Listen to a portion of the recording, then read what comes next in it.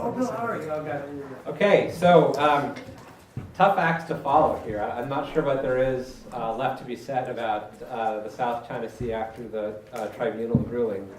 And although I teach at the Massachusetts Institute of Technology, I will have no technology in my remarks. I'm trying to live an analog life. So I was asked to talk about China's response. And so what I wanted to do was talk about sort of build on what Peter had said, but to talk about China's response when the arbitration started, when the ruling came out, and subsequent to that. And the framework for thinking about this is a Chinese expression, 吃软不吃硬, or to eat soft food but not to eat hard food. That's the literal translation. But it also sort of means be open to persuasion, but not to coercion, or be conciliatory when people are sort of being polite, but be firm when people are kind of standing up to you. And I think this kind of captures China's response to the tribunal, which is really in many ways a response to the Philippines. So going back to the memorial, the notification of claim, right? So the first response happened. My first point is that China's first response to the arbitration was land reclamation. So when the notification of claim was made in January of 2013, it occurred at a point in time when tensions were escalating in the South China Sea, and particularly with the Philippines, who had, from China's point of view, challenged it quite dramatically and publicly over Scarborough Shoal. There had actually been many encounters between China and the Philippines over Scarborough Shoal in the past. What was different about this one, there are two things that were different about April 2012. One, China had a lot more maritime capacity to respond, and two, the internet. So the Philippines put pictures up on the internet of Marines standing over peasant Chinese fishermen holding rifles, while the peasant fishermen were holding their giant clams that they were illegally harvesting. But this created a lot of, this did not sort of go over well in China, and the images arrived on computers in China as fast as they arrived on computers anywhere else, right? Because of the way in which the world because the world we live in now. I raise this only to say that by the time of the memorial claim, China was not viewing the Philippines with a lot of, or had a quite negative view of the Philippines. And so when the notification is made, China spends the first 6 months trying to stop it. That's unsuccessful. I believe it's impaneled in June or July, and then they issue their rules of procedure in August, and the process gets going. Lo and behold, the first judges show up in January of 2014. And from China's point of view, the memorial, although is excellent lawyers, well done, but the memorial sort of runs this fine line between trying to stick within the convention, but makes lots of reference to land features. In other words, it's trying to stay limited to questions of maritime delimitation, but because it refers to all the features which China is disputing with others, that kind of becomes a really big deal for China, because ultimately the thing that they care about most is sovereignty, and that has deep roots in kind of Chinese politics, as Peter also mentioned. Previously, as was shown in I think in the Admiral's slide, Fiery Cross Reef, right? That was their biggest feature, right? That was the biggest blockhouse that they have built. And so one broader issue was before land reclamation, the Chinese sort of viewed themselves as being sort of the biggest power in Asia, but being the little brother in the South China Sea in Spratley's Xiaoda, right? And more than one Chinese friend has said to me, after land reclamation, we're going to be the big brother. Xiaoda. Changes things quite significantly. So when China realized that it could not stop the tribunal, and its position all along was that they would not participate and not accept and not acknowledge it. Actually, the exact rhetoric is not coming to mind right now. It's quite colorful, but basically, from China's point of view, the tribunal didn't exist. Now, of course, that was in violent conflict with the agreement they had signed up to and the compulsory dispute resolution clauses. But nevertheless, China's response was a political one to say it does not exist. As was said later, it's just a scrap of paper.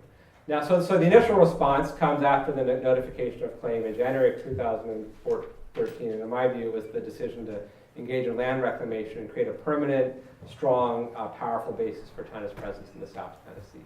I'm sure the PLA had been wanting to do this for a very long time, but the ultimate decision was made at a much higher level in China, and I think the arbitration probably created the context for that. So that's China's first response. China's second response is what did they do on June 28th, right? No, July 12th. July 12th. No, June 28th when it was announced it was going to be July 12th. So July 12th, what happens?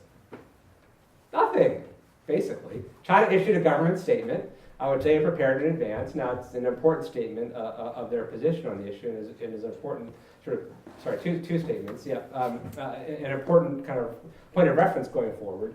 But China didn't initiate land reclamation at Scarborough, as many had thought. China didn't try to seize features held by the Philippines, which some people had mentioned. In fact, the most substantive sort of material act China undertook was to land civilian aircraft one time each on the airfields at Subi and Mischief. So true to its word, China, although there was some sharp rhetoric about ignoring the tribunal, calling it just a piece of waste paper, China basically just continued to ignore it publicly. Now, I think the outcome was more lopsided. Again, the lawyers were excellent. So the outcome, right, I mean, on 14 of the 15 counts, more or less, it finds against China. And on the 15th count, it sort of says there's not enough information. So basically, a complete and total victory for the Philippines and a complete utter defeat for China. So China basically ignores it. But so the question is, why? And why this kind of very tepid response at the beginning? I think it reflects sort of a trait of Chinese policymaking, which is to see what everybody else is going to do. And so the big question for China was, is the United States going to act as the enforcer of this agreement, even though it's only binding on the Philippines and China? And again, the last sort of 12 months leading up to the ruling were one of sort of growing U.S. involvement through the freedom of navigation operations that were discussed. And then more importantly, see what the Philippines was going to do. Now, coincidentally, the Philippines had an election just before the tribunal ruling came out. And to everyone's surprise, this man named Duterte was elected president, which nobody actually really knew much about. Now, it turns out Duterte, there are parallels to Trump. I don't really want to go there, except to observe that he clearly has different preferences and priorities than the administration, than the president he replaced. Which have brought the suit against China. At the same time, he also seems to be a pretty fervent nationalist. He's had a lot of harsh words for the United States in particular, and for any other country that seeks to get involved in its affairs. But he didn't think Scarborough or the South China Sea was worth fighting over, and he sort of signaled early on that he wasn't going to actively pursue the implementation of the tribunal's award, which is great news from China's perspective, right? Because they wanted to ignore the award and sort of wish that it went away. They wanted to wave a wand. So this morning I had to go to my daughter's class as the mystery reader, and I read Harry Potter to her class because it's her favorite book, and I read the section from the second book where they cast spells at each other. So China would just like to cast a spell and just sort of, create a world in which this had never happened. And one way to do that going forward is basically to ignore it. And if the main party in the proceedings basically also kind of doesn't agree to ignore it, but sort of downplay it significantly, all of a sudden you go from eating hard food to eating soft food pretty quickly, which gets me to the third reaction. So there's the immediate reaction right after the award came out. Then there's sort of what we saw after Duterte's visit, which is to say that the Philippines and China have reached some kind of modus vivendi.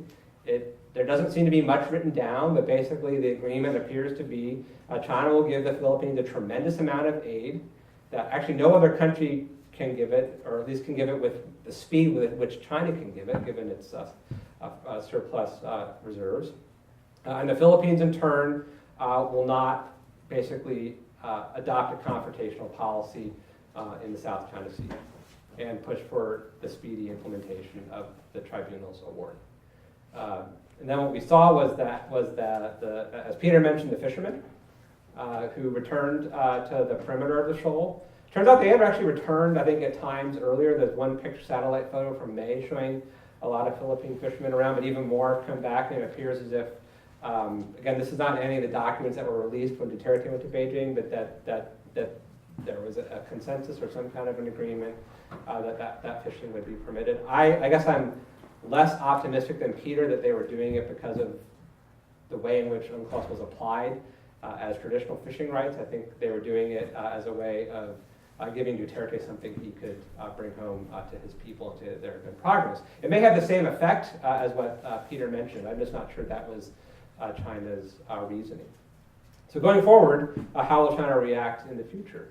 I think it all depends on how the Philippines and the United States seek to use the award in the region. So so say, I don't know, wave another magic wand and Aquino comes back into power, right? Duterte said, I've had enough. I'm going back to my hometown. Or just any other leader with different set of sort of preferences and priorities. Then, and if their sort of main point of entry into the South China Sea disputes, and the Spratlys in particular, is going to be to get China's sort of acceptance and implementation of the contents of the award, then I think we're going to be back in eating hard food, not eating soft food anymore. But it seems as if Duterte is not going to push in that direction. With the incoming Trump administration, it's hard to say. I mean, it's just hard to say, right? I mean, there have now been 7 names floated for Secretary of State, I think, by last count, including people you never would have thought. Like, I mean, Haley Barbour, governor of Georgia, actually appears to be a decent governor of Georgia, but qualifications for Secretary of State, I have no idea. And I don't know when it's going to be tomorrow, right, when the national security team is announced. So I don't think the Trump administration is going to go in making China a priority in its foreign policy. To the degree that it does, it will probably be on trade issues and not on South China Sea issues. They could come back anyway, though, and let me leave you with a somewhat depressing thought. So the last 2 major incidents in the South China Sea between the United States and China have occurred in the spring of new administrations, when the change in power has occurred among parties. So go back to 2001 and the EP3 incident, in which a U.S. Marine patrol aircraft was, what's the right term here? It wasn't rammed. It was a mid-air collision. It was a mid-air collision, but one plane was moving in the flight path of another plane to cause the collision to happen. And that really sparked a pretty negative spiral for a time being in U.S.-China relations. The second, March 2009, the Impeccable. Impeccable is a USNS ship, so it's an auxiliary ship of the U.S. Navy. It's not an actual combat ship, but it was conducting a variety of mapping and other activities with its sonar about 75 miles from Hainan, and it was all of a sudden confronted by Chinese fishermen who turned out actually were Chinese militiamen on fishing boats, accompanied by the state China Marine Surveillance Force, which preceded the Chinese Coast Guard, and then there was a Chinese Navy ship off the horizon. And that created a lot of concern. Now, it's hard to say why, to predict how this will play out in the future. There seem to have been 2 things at play in both cases. There seemed to have been, from China's point of view, an increase in U.S. surveillance activities. And from the U.S. point of view, there seemed to be an increased willingness, especially among Chinese military units in the southern part of the country, to challenge surveillance activities. Some people believe that these incidents were deliberate Chinese probes of the new administration that may give Beijing too much credit for strategic behavior, but nevertheless, it could be perceived as such, in which case I think if that were to happen again, the Trump administration could react quite strongly. Others say that actually when you have these transfers of power, especially among parties, there's kind of less close coordination of the activities of the U.S. Armed Forces, and so things that may have been cleared before with the NSC were not cleared in as much detail, and so you have changes in patrolling practices because there's kind of, there are not a lot of people in positions in the NSC or even in any administration just a few months in. There are lots of policy reviews and go on and so forth. So I don't know exactly why, but I am somewhat worried because we are now in another one of these transitions. So it could be the case that if the Chinese are strategic probers, that they might want to probe. I think now in the South China Sea they probably don't want to, but it can't be ruled out. And it could be the case that surveillance activities increase. We know that Pacific Command has wanted much more sort of forward-leaning freedom of navigation operations than what the White House so far has permitted to date, if we are to believe the information that's come out in various outlets. So I hope 2017 is a year of smooth sailing in the South China Sea, but there is this odd kind of historical pattern. Although 2 data points don't really make a trend. I mean, I don't want to put that much weight into this, but let's just say I've been thinking about this a bit more because it's probably not a coincidence that we have these 2 incidents at these 2 periods of time. Thanks very much.